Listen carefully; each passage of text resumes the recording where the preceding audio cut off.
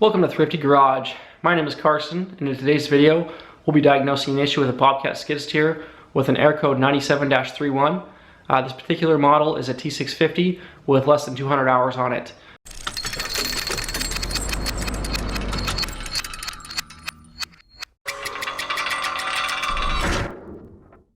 Before we get into the video, please hit the subscribe button down below. And also I should mention that this air code is for water in the fuel, but that is not what was causing this particular issue. So if you're having this issue and you don't have water in your fuel, definitely check out the remainder of this video so we can hopefully diagnose your issue as well. This air code is repeatedly coming up over and over and over again. And after doing some researching, this air code is water in the fuel. So on the back of the fuel filter, there is a drain plug. So in order to drain that, you twist that drain plug and it drains out any water that's caught in your fuel system. So what is causing this problem to happen for me?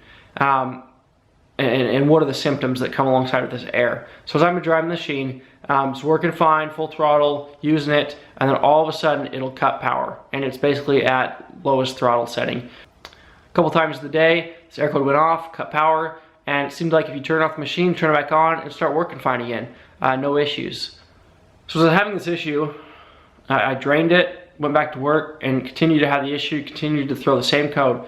And I kept trying to drain it, and there was nothing in there. Nothing came out. So finally, I decided to pull the sensor. I unplugged the sensor, I unscrewed it, and out came with the sensor this massive black boogery goober slime ball, and it was attached to the two probes.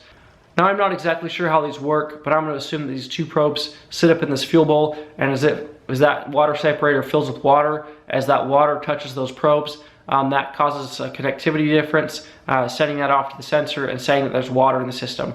Now with this booger thing on there, it was actually attached to these two probes, and so when I pulled these out, it was attached to the probes, and I wiped it off my finger and disposed of it. But I'm pretty sure that substance had a very similar chemical makeup to water, at least as far as the sensor was concerned. So I'm sure the sensor was sending a fault signal, thinking that there was water in here continuously, over and over and over again, sending the same signal, over and over and over again, causing the same air code to occur and the engine to cut power and to run at a reduced rate. So it must have been moving around in there to the point where it allowed me to work sometimes and not other times. But eventually it did. I did get it cleaned out, put it back in, put it back together, and it started working fine.